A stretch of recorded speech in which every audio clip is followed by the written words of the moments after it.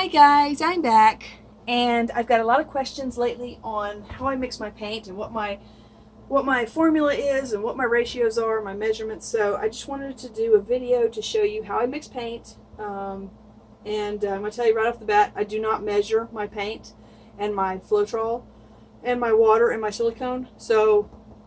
But today I thought I would show you guys in a measured cup. I have an ounce of paint, so we're going to go with that. Okay, so on with it. First I want to show you, you always want to have a palette knife on hand. Make sure you have a palette knife.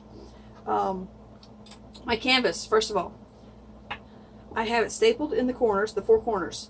These are not staples that come from Michael's or wherever you're going to get your canvas from. Usually the canvas is folded up to here along this edge, and I have discovered that when the paint dries over this edge, these little flaps kind of stick up, and they look kind of junky, to put it nicely. I like them nice and flat on the back, so I take a staple gun and staple them down and hammer the staples in, and then I put push pins on the back. And because my table is completely not level, I take my trusty level here and I do it, this way and that way to make sure it's level. And that looks, well, it actually looks like it's like a little unlevel since last night. Whoops, that was hanging on the side of the cup there. Okay, so you can see it's level. And I do that both ways. A lot of times this side will be way lower than this side, so I'll have to adjust it with my push pin. So just pull your push pins out and readjust it. And like I said, always have a palette knife on hand. Now, this right here is a little tea leaf, loose leaf tea holder. And I've taken it apart. It used to be a whole ball. Just take it apart.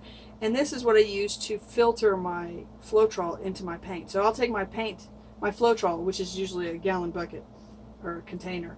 I've put it into a cup to make it easier. And I'll pour it through my little sieve here so that you get any kind of little lumps and junk from the floetrol. Sometimes it'll dry on the inside of the container and it'll just leave little gummy, sticky pieces in it. So, like I said, I've got, well, it looks like a little over 20 milliliters in here. We've got about almost an ounce, so we've got about 25 milliliters in there. So I'm going to add the floetrol, and we'll see how much. I think that's about right. And I just eyeball it for mine. I never measure this. I just eyeball it.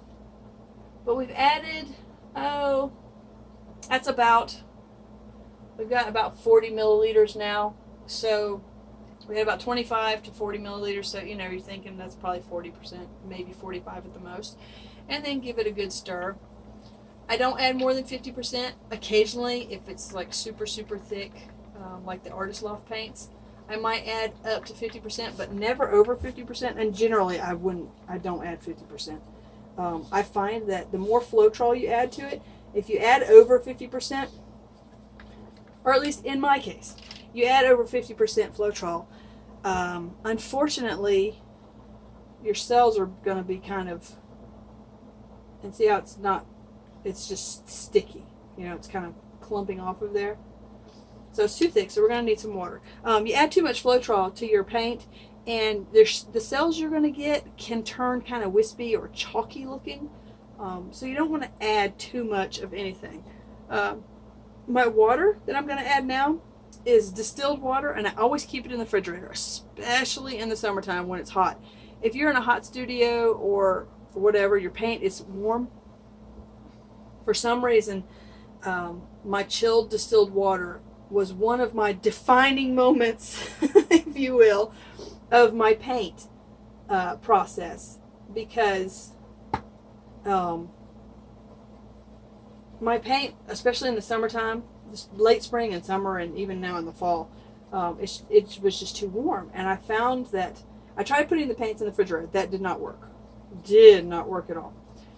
So then I tried making my distilled water colder. Well, first I tried sink water. And a lot of your water has hard minerals in it, and that can cause problems creating cells. So if you're having problems and you've try putting distilled water in the refrigerator and using it instead of your sink water. And you see how it's like, you know, sticky on the stick.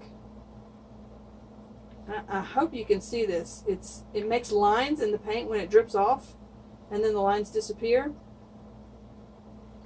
Let's get rid of some of those air bubbles real quick.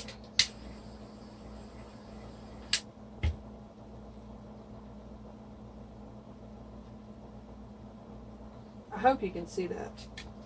I'm going to climb up on my chair here because that's how I get to my phone. Okay, let's see if I can get you maybe a little closer and keep this painting from going fuzzy. No, I can't. I can't show you, it's not cooperating. But I think you can see, you know, the lines that it's leaving. So, my consistency, I'm just putting those there so I can focus. So I won't completely ruin this video. I say thick honey. If it's like warmed up honey, it's too thin. So go buy yourself a jar of honey, one of those little squeeze bottles, and squeeze it onto something and watch it. And that's what my paint consistency is like. So I'm going to set this color aside because I'm not using it for this particular painting. We have apple barrel colors today. We've got the Bimini blue, the cranberry, the wild iris, and the lime tree. And then of course we've got white, which is the white Artist Loft Flow Acrylic. And I almost always use that white now. I rarely use the titanium white because the titanium white is really heavy. It's more pigmented, it's more opaque, and it will sink. So I use this so that white will show up in my paintings. We're going to use my trusty little laundry cup here because it's the perfect size cup for this canvas. And I think we'll start with some cranberry. Oh, let me show you this is my silicone. For those of you who have asked, it's from Lifespan. It's called Treadmill Belt Lubricant. It's 100% silicone. And I am going to take just the teeniest drop that falls off of the end of that straw and put one drop in each color paint, and that's all I do for about anywhere from an ounce of paint to probably 3 to 4 ounces of paint, one single drop. If we're doing more than that, I'll add an extra drop. So we're saying, you know, anywhere, you know, up to like 100 milliliters. You know, you want to do no more than one drop. Anything over that, you know, use your best judgment. Use 2 in one paint and 1 in another paint, but never more than 2 or 3 drops of silicone. I mean, even in a cup this big, I think I have like 3 drops of silicone. So don't overdo it. So we're going to put the cranberry in there first. And then some white. And when you stir in your silicone, just a brief stir. If you stir it in too much, you're going to be sad because your cells are going to be a lot smaller. Just give it, you know, a quick little stir there. And with this wild iris, no, not the wild iris, it's the cranberry.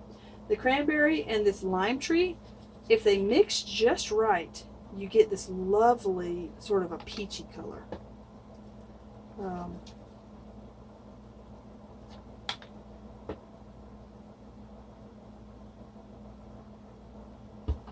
Okay, so let's do some wild iris next.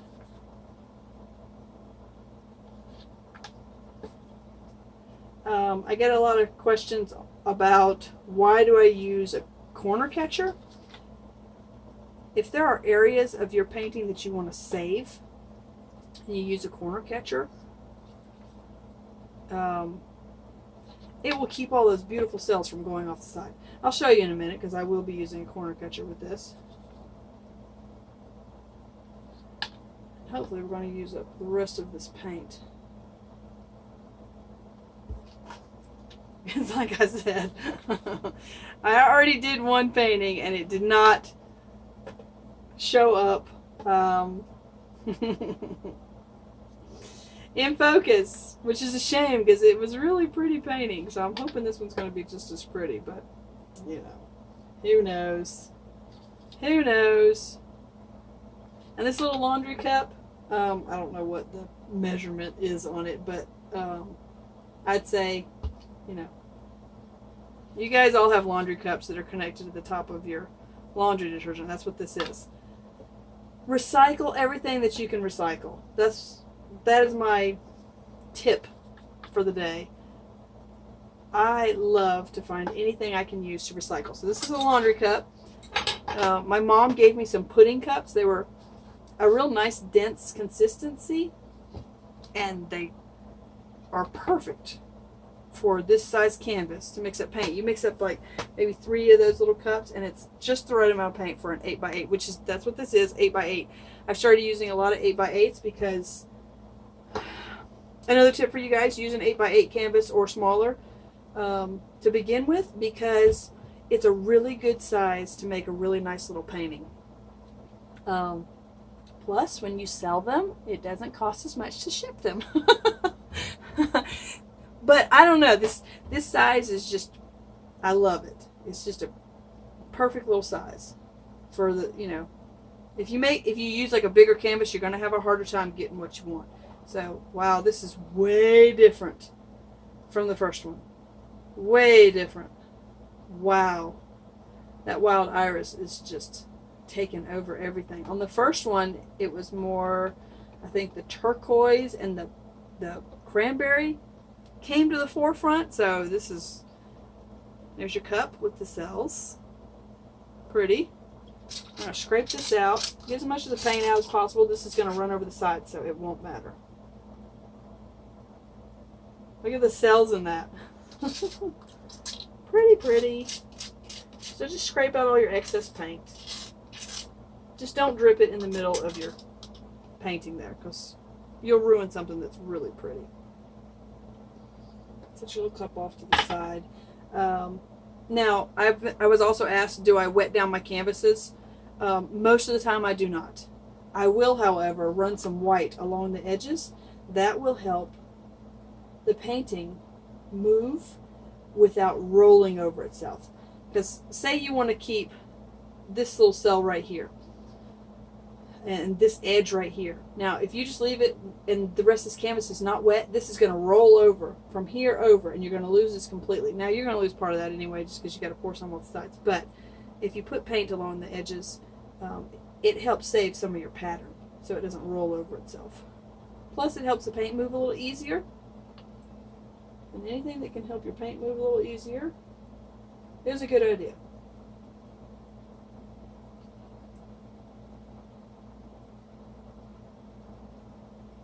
And don't worry, you know, if you go over the edge of it, because you know, it's all going to come off anyway. Okay. And just kind of smoosh it out.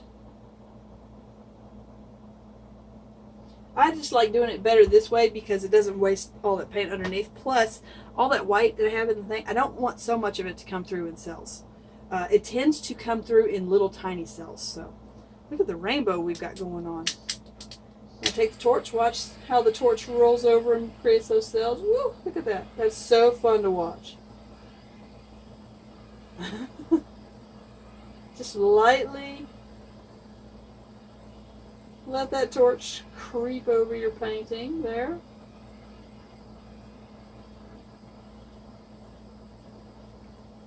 And some of those big fat cells I wasn't caring for, so that's why I'm sort of blotting. If you kind of do that, we got a frog right there again. Oh, we got like a billion cells. Okay, this one's going to be, okay, there's a fly in here. He's going to land in my painting. This one's going to be more celled than that one. Let me get you down so you can see some of these cells real quick. They're too pretty to miss.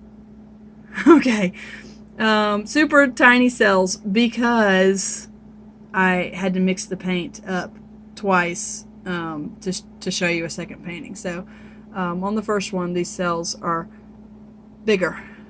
But you can see all these lovely cells that have come up. They're just cool looking. And they'll stretch out. So if you want little cells like this, stir in your silicone really well. Okay. Sorry, had to make sure we were actually recording. All right, let's get a corner catcher. I'm sorry if I get in front of the camera. I had someone tell me that they didn't like me moving in front of the camera because they could see my ugly tattoos. So I'm sorry if you don't like my tattoos. Watch somebody else's channel. You know, my tattoos are part of me. They're part of me as an artist. I designed 90% of my tattoos, so they're art as well. You know, it's just, that's who I am. Okay, so I'm looking at it, trying to decide which, area do I really want to save more than anything. So remember that this is the side that needs to be facing that way, because of the, that's how I leveled the canvas. So hopefully I will remember that. Most likely I will not. And just go slowly. And I tell you, in the beginning, I was so impatient. I just wanted to let it fall really fast off the canvas. But it really does work a little better when you have patience. This is why I use the corner catcher. You see how everything's just sort of stopping there. That way I don't lose all those cool little cells. You see how they're all moving back because they didn't go off the side. Now I'm going to drag it off so the paint goes. And now you can see how it's getting dragged over. I think we'll go to this corner next.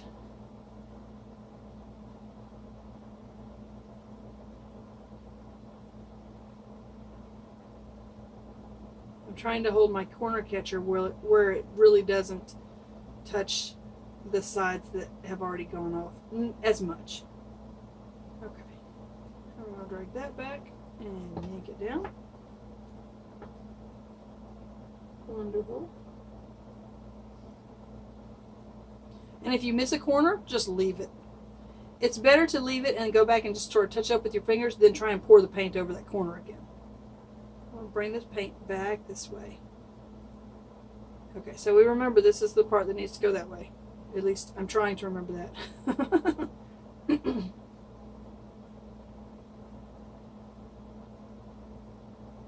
Well, we've got a bazillion cells on this one, so it's not, like I said, I don't think this one's as pretty as the, and yes, I see that it's all going out the corner there. That was kind of intentional. I wanted some of that paint to go out. But bring it back because you can see some of those cells getting stretched that way. Okay, sorry if I'm putting this out of the, and now we want a lot of it to go off because there's a lot of paint in there. So we're going to let it fall off without using the corner catcher. Okay, there we go. And we're going to let it move back towards the center there. And see, a lot of those little cells, they got bigger. They're not big giant cells, but they're pretty big. And actually, I'm pretty psyched on this little painting. And I really have no idea which one was the top, so we're going to turn it. Well, actually, I'm sorry if I put it out of the thing for a second. There we go.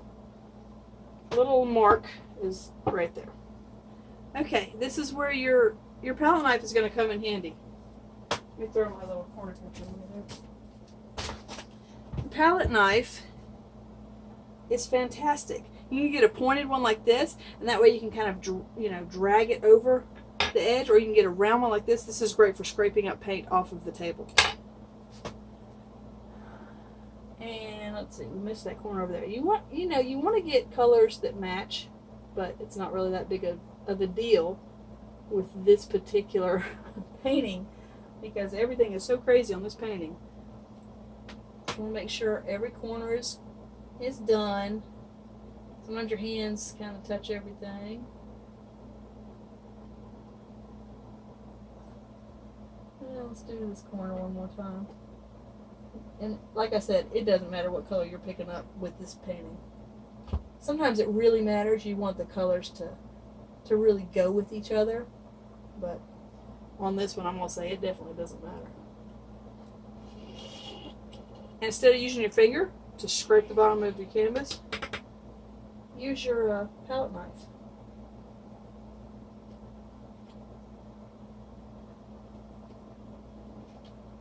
There we go.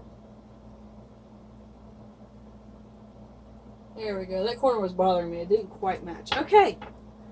So, we're going to do this corner over here too. It's kind of bothered me. That turquoise corner right there is. There we go. Okay. Now, I hesitate to take the torch over this because the cells are already, there's just tons of small cells. But we're going to do it anyway, just to pop a lot of air bubbles. And keep in mind, these colors are really bright and pretty right now, but these colors dull up a little bit when they dry. But you can bring them back to life. Pouring resin over them works really well. I don't do that very often, but you can, any kind of shiny finish is going to make them look prettier. So let's get you down so you can see. All right. So you can see that beautiful little lovely rainbow cell right there.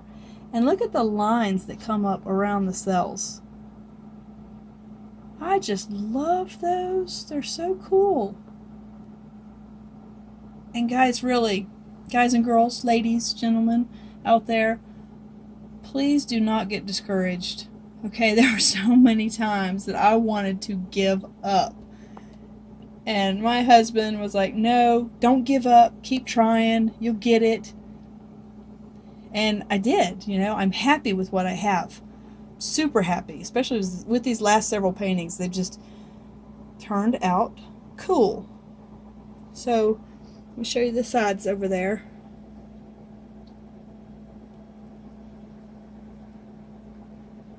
See how, the corner catcher will help drag the paint over the sides. Okay, I can't crawl around because there's too much stuff on the floor around me. Okay, so, yeah. Let's get you kind of a little further back and I'll show you that other painting that I did before this one. You can kind of see how much bigger the cells were on that first one. That was the first one I poured. And it did not, the film, the video was fuzzy. So I couldn't show it to you. But that's how cool that one turned out. I'm happy with that one. Let's see if we can give you a better aerial view of that one. Okay, hopefully you can see that a little better. Sorry for the reflection in it. But yeah, that's the first one that I couldn't show you because the film was fuzzy. And then there's the second one. Lots and lots of cells. Let's see. Maybe we get far enough back we can kind of show you both of them. Okay, that sort of works. So, with just 4 colors, you have what looks like, gosh, I don't know, 1, 2, 3, 4, 5, 6. So you got, 7 or 8 colors in this one little painting. So,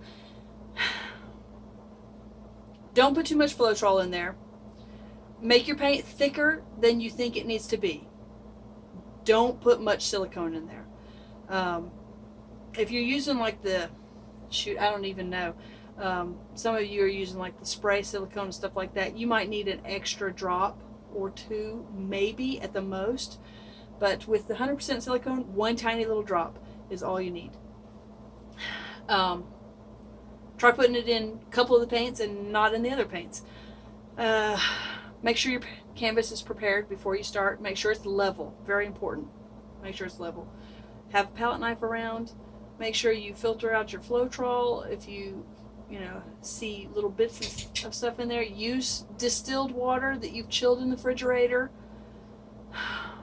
I hope this helps you guys. Please let me know how your painting is going. You know, if you've watched this video and you tried it and it worked great for you, let me know. I'd love to hear from you. Yeah. I want to thank all of you for one, watching the ads. That helps out tremendously with my ad revenue. So if you watch the whole ad, I get a penny or two from it. And yeah, that's really awesome. It's a way you can donate to my channel without actually, you know, donating money. Those of you who have donated to my PayPal account, thank you so much. Your generosity and kindness means the world to me. And rest assured, you know, I want to pay it forward. So, yeah. Check out my website. The website is okay now. It's fine. It's working correctly. SouthernDutchGirlArt.com. The link is below. It's actually HeatherWrightArt.weebly.com, but it's the same thing. Either one of them works. Now, a lot of your computers will not want to go to that page. They say it's an unsecure site, but it's a safe site. It's completely secure. It's fine. Just click down at the bottom. When you get that sort of message that it's not a secure site, click on advanced or whatever, or take me directly to the website. Click on those and it'll take you to my website. That's where all my older artwork is. And I'd love to sell you guys some of that stuff. A lot of the bigger paintings are on there. There are only a couple 8x8s. There's a lot of 10x10s, a lot of 12x12s, and there's some bigger 16x20s and 18x24s. A couple multimedia pieces. Some of my old tiles are on there. So a lot of cool stuff to see on my website. So check that out. And you know, if you have any questions or comments, or you want to purchase a painting that you've seen on here that I've just done, email me at heatherwright521@yahoo.com, and the painting's yours. Yeah. Okay. So wherever you're on the planet, I hope you're having an awesome day, evening, or night. See you later. Bye.